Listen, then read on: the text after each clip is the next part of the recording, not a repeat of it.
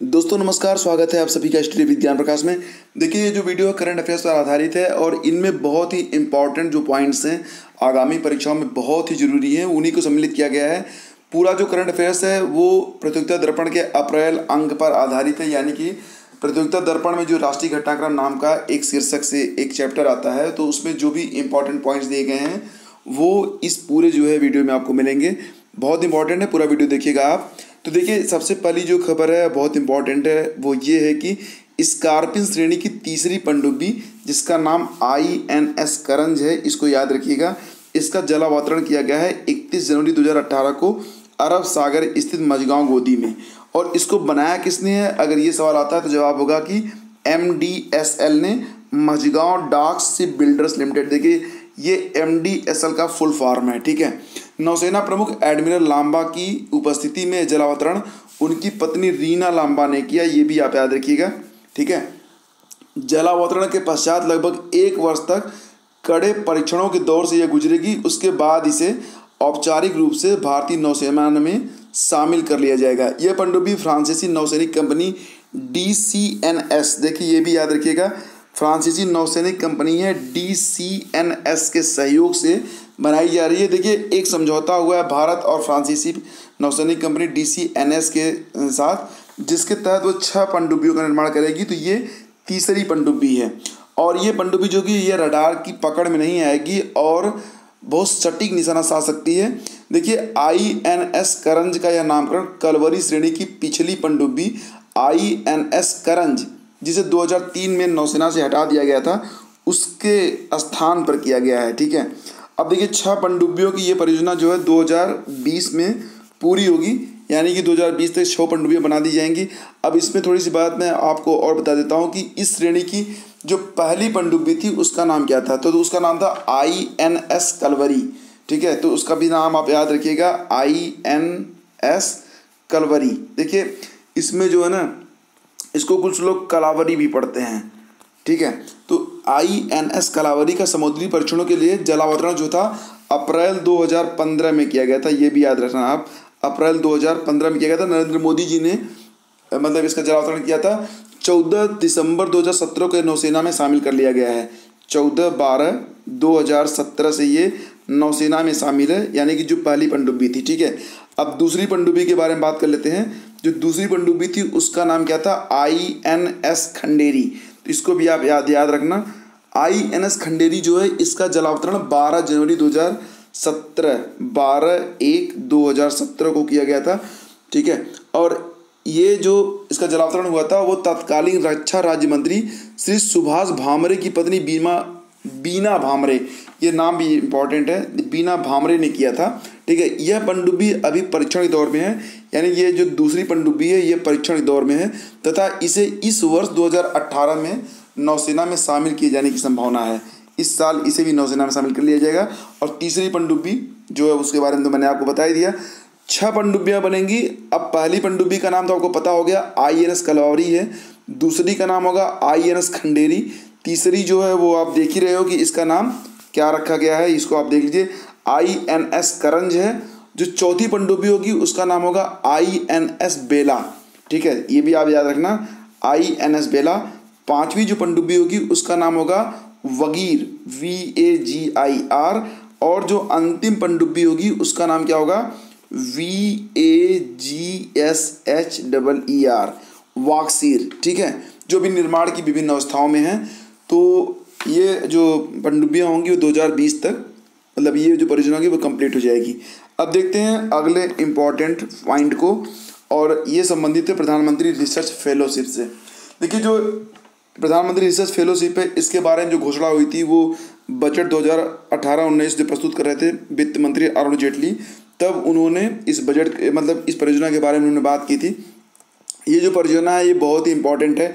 इसमें देखिए इसका उद्देश्य क्या है, तो इसका उद्देश्य है कि उच्च स्तरीय शैक्षणिक संस्थानों से इंटीग्रेटेड MTech और MSc करने वाले जो प्रतिभाशाली विद्यार्थियों को IIT और IIT MSc में सीधे प्रवेश देकर रिसर्च फेलोशिप प्रदान करना। अब देखिए इसमें फेलोशिप कितना दिया जाएगा, तो इसमें जो फेलोशिप होगा पहले 2 साल तक उनको 70,000 रुपये प्रतिमाह दिया जाएगा। उसके बाद तीसरे वर्ष से लेके तीसरे चौथे साल में 75,000 प्रतिमाह दिया जाएगा। 5वें वर्ष उन्हें मिलेगा 80,000 प्रति माह। और इसी के साथ साथ ये 5 साल का जो प्रोजेक्ट होगा इसमें 2 लाख रुपए एडिशनल मिलेंगे। ये 2 लाख क्यों मिलेंगे मैं आपको बता दूं। ये जो 2 लाख मिलेंगे वो चुने गए प्रत्येक अध्येता को अंतर्राष्ट्रीय सम्मेलनों एवं सेमिनारों में शोध प्रस्तुत करने के लिए उनकी विदेश यात्रा से संबंधित खर्च को पूरा करने के लिए दिया जाएगा। ठीक है। अब देखिए 2018-19 से शुरू की जाने वाली इस परियोजना के तहत 3,000 अध्येताओं का चयन प्रारंभिक 3 वर्षों में किया जाएगा। इसमें कुल मिलाकर 3,000 लोगों का चयन होगा 3 वर्षों में। ठीक है। अब थोड़ी सी चीज़ में और आप जान लीजिए। देखिए इसको जो है मंजूरी मिल गई है केंद्रीय मंत्रिमंडल से 7 फरवरी 2018 को, और इसके लिए प्रधानमंत्री ने 1650 करोड़ रुपए का बजट मंजूर किया है। ठीक है। अब देखते हैं अगले पॉइंट को, ये भी बहुत इंपॉर्टेंट है। जैसा कि मैं आपको बता रहा हूँ कि स्वास्थ्य क्षेत्रों में राज्यों के निष्पादन के संबंध में नीति आयोग की रिपोर्ट आई है, और ये जो रिपोर्ट है इसका नाम क्या है, ये बहुत इंपॉर्टेंट है, इसको याद रखिएगा। इसका नाम है हेल्दी स्टेट्स प्रोग्रेसिव इंडिया। तो इसको आप बहुत याद रखना क्योंकि ये बहुत इंपॉर्टेंट है, आगे पूछा जा सकता है।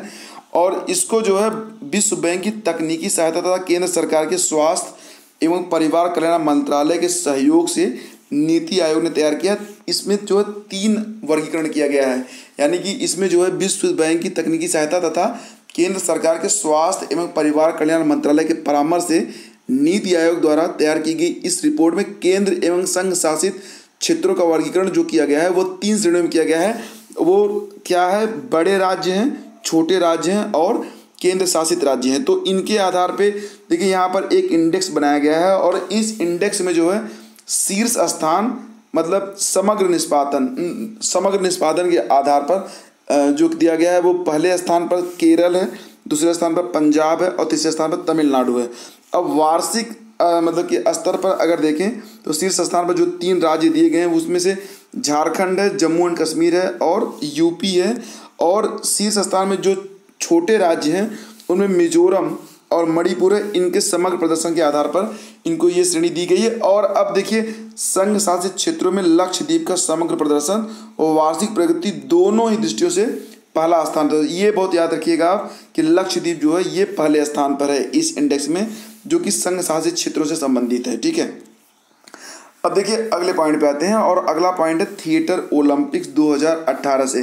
देखिए एक्चुअली में यह स्लाइड बनाने में बहुत टाइम लग जाता है, और ये चीज़ें जो होती हैं अब स्लाइड बना के पढ़ाने लायक नहीं, क्योंकि आगे आर के लिए जो समय है बहुत ही कम है, तो उसमें स्लाइड नहीं बनाऊंगा। मैं डायरेक्ट ही लेक्चर दूंगा आपको। आप कमेंट करना कि लेक्चर अगर आपको मतलब कैसा लगा। अगर इसकी क्वालिटी और इसका जो कंटेंट है वो आपको उपयोगी लग रहा है तो सीरीज जारी रहेगी, और सारा जो करंट अफेयर्स होगा वो मैं कवर करवा दूंगा। ठीक है। तो चलिए देखते हैं थिएटर ओलंपिक्स 2018 के बारे में। तो देखो ये जो थिएटर ओलंपिक्स 2018 है, सबसे पहले तो बात कर लेते हैं कि ये शुरू कहाँ से हुआ।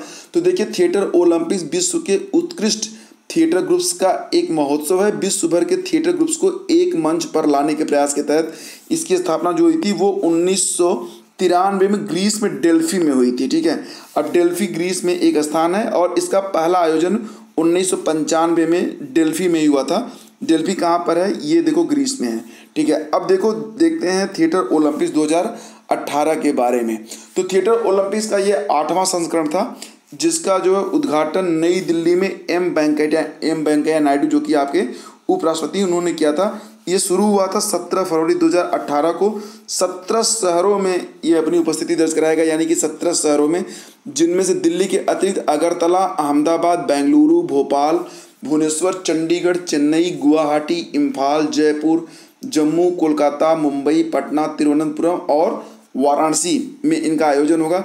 51 दिनों तक ये आयोजन चलेगा, और ये जो होगा 8 अप्रैल 2018 को समाप्त होगा। ये भी याद रखना आप, 8 अप्रैल 2018 को समाप्त होगा। ये वही दिन है जिस दिन आर की परीक्षा है आपका। ठीक है। और इसका समापन कहाँ पे होगा, मुंबई में होगा। ये भी आपको याद रखना होगा। अब देखो इसमें इसके जो थीम है ये काफ़ी इंपॉर्टेंट है कि थिएटर ओलंपिक्स 2018 की थीम क्या थी। तो आपका जवाब होगा कि फ्लैग ऑफ फ्रेंडशिप। ठीक है। और इसका प्रायोजक कौन है, तो संस्कृति मंत्रालय के तत्वाधान में नेशनल स्कूल ऑफ ड्रामा ने इसका आयोजन किया है। तो ये भी बहुत इंपॉर्टेंट है, इसको भी आप याद रखना। चलो देखते हैं अब अगला पॉइंट, और अगला पॉइंट है कि पूर्वोत्तर भारत के चुनाव में बीजेपी की मतलब बहुत बड़ी जय हुई है। तो इसको जय जय मैंने लिख दिया है। देखो एक्चुअली में क्या था कि 3 राज्य हैं पूर्वोत्तर में, त्रिपुरा है, और त्रिपुरा के अलावा है मेघालय, और मेघालय के अलावा एक और है नागालैंड। अब तीनों जगह एक बात बड़ी कॉमन है यार कि त्रिपुरा हो, नागालैंड हो या फिर आपका मेघालय हो, वहाँ पर सीटें जो है तीनों राज्यों में 60-60 हैं और हर राज्य में 59 सीटों पर चुनाव हुए हैं और इन तीनों राज्यों में बीजेपी की गवर्नमेंट बन रही है। ये आप याद रखना, ये काफ़ी इंपॉर्टेंट है।